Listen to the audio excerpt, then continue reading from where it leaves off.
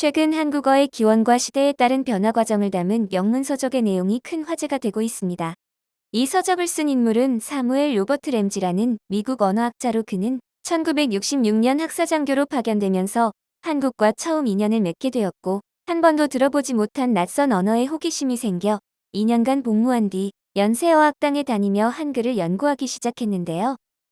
미국에 돌아간 뒤 예일대학교 대학원에서 자신의 지도 교수였던 마덴 교수와 함께 일본어와 한국어를 비교하는 프로젝트까지 참여하는 것은 물론이고 이후 50년 이상을 한글 연구에 매진하게 됐습니다. 대체 어쩌다 그는 이렇게까지 한글에 빠지게 된 걸까요?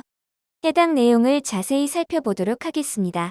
뿐만 아니라 헐리우드 유명 여배우들이 연이어 토크쇼에 출연하여 한글과 한국어에 대한 이야기를 잔뜩 늘어놓기도 했는데 이를 언론에서 각별히 다루기도 했습니다.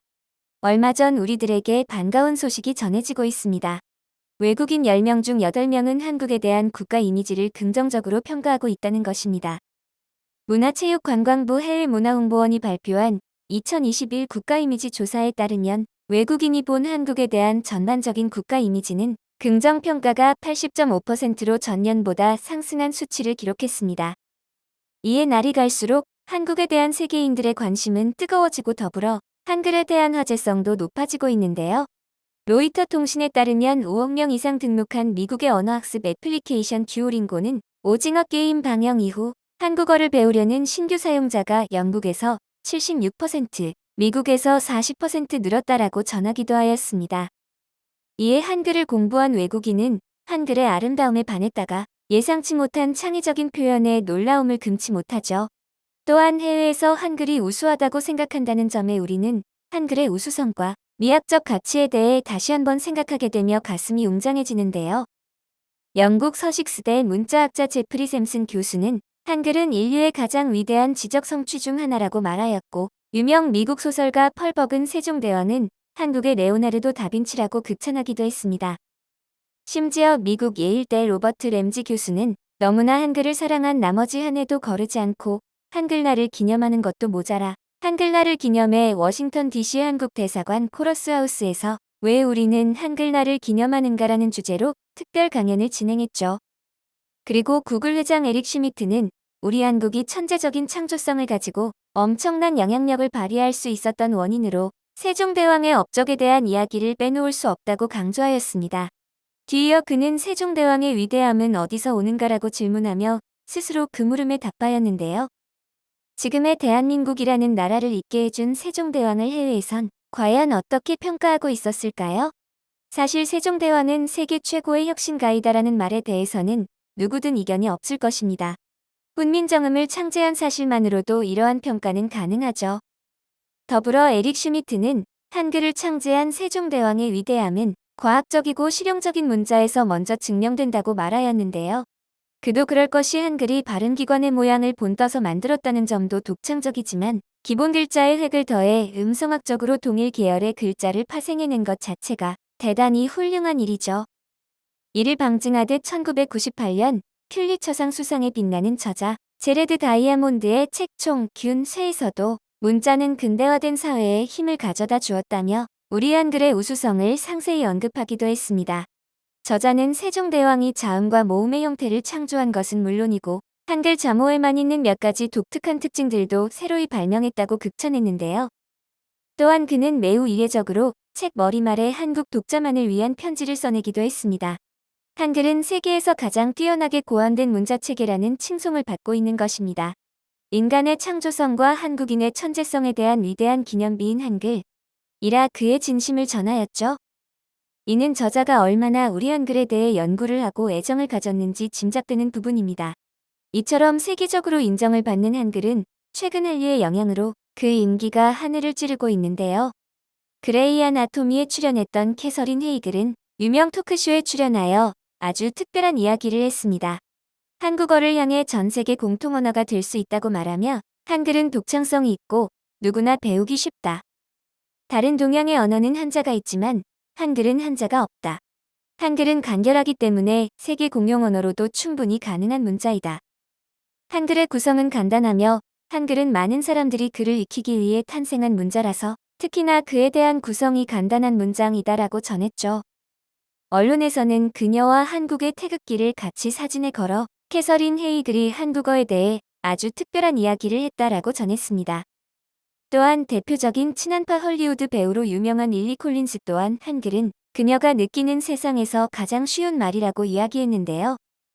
토크쇼에 출연하여 서양 사람들 누구나 일주일만 한글을 공부하면 어느 정도 한국어를 구사할 수 있다고 말했습니다. 이 역시 BBC를 통해 한글은 그녀가 느끼는 세상에서 가장 쉬운 말이다라는 타이틀로 보도가 되었습니다. 언어학자들은 한국어에는 재미있는 부분이 많다며 분석을 하기도 했죠. 한국어 자체가 가지고 있는 의미뿐 아니라 언어를 표현하는 억양에 따라 수많은 의미를 내포할 수 있는 것이 한국어라고 말하는데요. 단 한 글자로도 대화가 가능하다는 이야기죠. 많은 한국인들이 실생활에서 표현하고 있었습니다. 또는 어가 억양에 따라 자그만치 8개의 다양한 표현이 가능한데요. 그냥 만 해도 대화의 느낌을 알 수 있죠. 수락의 의미부터 반문의 의미 등 다양하게 표현이 가능한데 처음 접하는 외국인들은 어려울 수 있지만 한국인들은 실생활에 자연스럽게 녹아들어 사용하고 있습니다. 어서와 한국은 처음이지에 출연한 이탈리아인 파올로는 한글은 각진 모양이랑 동그라미가 섞여 있는 게 마치 칵테일처럼 신기하다라며 한국 사람들은 한글이 예쁜 줄 모른다. 근데 할리우드 스타들도 한글이 새겨진 티셔츠를 입지 않나? 외국인이 봤을 때 한글은 진짜 멋있다. 라고 칭찬했습니다. 그리고 특히 사람의 모습을 닮은 후와 옷이라는 글자를 좋아한다고 전하기도 했죠. 한편 우리 한글의 아름다움에 반하게 된 이들 중에는 놀라운 업적을 남긴 이도 있었는데요. 현재 콜럼비아 대학교와 펜실베니아 대학교에서 한국어 강좌를 수업하고 있는 사무엘 로버트 램지는 한국어의 기원과 시대에 따른 변화 과정을 담은 첫 영문책을 출간해 영어권 독자나 그 외 다른 언어권 독자들도 쉽게 한국어를 이해할 수 있도록 도왔습니다. 처음 우연찮은 기회로 한국을 방문한 그는 한국어를 볼수록 재밌는 나라말이라고 생각해 자신의 나라로 돌아가 한글에 대한 연구를 시작한 건데요. 한글은 소리와 글이 서로 체계적인 연계성을 지닌 과학적인 문자라면서 한글은 어느 문자에서도 찾을 수 없는 위대한 성취이자 기념비적 사건이다. 라고 한글의 우수성을 발표했습니다. 예를 들어 한글의 자음인 기역, 니은, 디귿 등은 실제 발성기관의 모양을 그대로 본떠 소리와 글이 체계적인 연관성을 갖고 있지만 영어 알파벳인 로마자의 경우 T와 D는 두 글자가 발음상 어떤 연관이 있다고 짐작할 만한 단서가 없다는 것인데요. 또한 램지 교수는 한글 창제에 담긴 소중한 인본주의 정신을 거듭 강조하며 세종대왕은 백성이 누구나 글을 읽고 쓰고 또 여성들까지도 글을 깨우쳐야 한다는 보편주의적 시대 정신을 지니고 있었다면서 한글이 더욱 빛날 수밖에 없는 이유를 말하였습니다. 이처럼 외국의 언어학자가 한글의 우수성을 먼저 알아보고 연구하는 것은 매우 고무적이고 기쁜 일입니다. 이에 우리는 우리 글에 대해 자부심을 갖고 알리는 것이 더욱 중요해졌는데요. 최근 한국인들에게 과거 역사 유산 가운데 가장 자랑스러운 것을 꼽으라고 하면 열이면 열 모두 한글을 말할 것입니다. 더 나아가 한국 가수가 한국어로 부른 노래로 팝의 본고장인 미국 빌보드 차트 정상에 오르고 세계 두 번째 인구 대국 인도에선 한국어가 제2 외국어로 채택돼 세계 100여 개 나라에서 한국어를 가르치고 배우는 시대가 되었습니다. 그리고 이런 한글의 세계화는 미국에서도 경계해야 할 만큼 파급력이 엄청난데요. 신부용 카이스트 한글공학연구소장의 연구에 따르면 영어보다 한글로 통하는 스마트 시대가 오는 건 시간 문제라며 한글이 세계화될 수밖에 없는 이유에 대해 설명하였습니다. 실제 세계 대표적 표음 문자로 꼽히고 있는 것은 영어, 알파벳, 산스크리트어 그리고 한글입니다. 하지만 알파벳은 자모음의 구별이 모호하고 문자와 발음이 일치하지 않으며 산스크리트어는 종성자음이 빈약하기에 한글만이 완벽한 표음 문자라 할 수 있습니다. 그리고 디지털 시대에 맞물려 한글은 공학적으로도 뛰어남을 인정받아 융합에도 널리 사용되고 있죠. 외국 시각장애인들의 경우 자기 나라 언어로 문자 메시지를 주고받는 장애인들은 거의 찾아볼 수 없습니다. 그들 대부분이 알파벳은 물론 단어 철자법을 외우는 것은 고사하고 이를 모바일 쿼터 자판에 입력하지 못하죠. 반면 우리나라 시각장애인들은 비장애인들과 별반 다름없이 한글로 문자 메시지를 주고받는데요. 이 대목에서도 한글의 편리성과 우월성을 극명하게 보여주죠. 1999년 미국에서 처음으로 한국어반이 개설된 지 20년이 지난 지금 한국어 수업은 무려 41개 나라 학교에서 진행되고 있습니다. 현대언어협회에 따르면 지난 2013년에서 2016년 사이 미국 내 외국어 수강률이 전반적으로 감소한 반면 한국어 강좌 수강률은 오히려 14%나 증가했다고 전하였는데요. 한국어를 제2외국어로 채택한 국가는 총 12곳으로 이 중 미국과 일본, 태국, 호주, 프랑스 등은 한국어를 대입 과목으로까지 채택했습니다.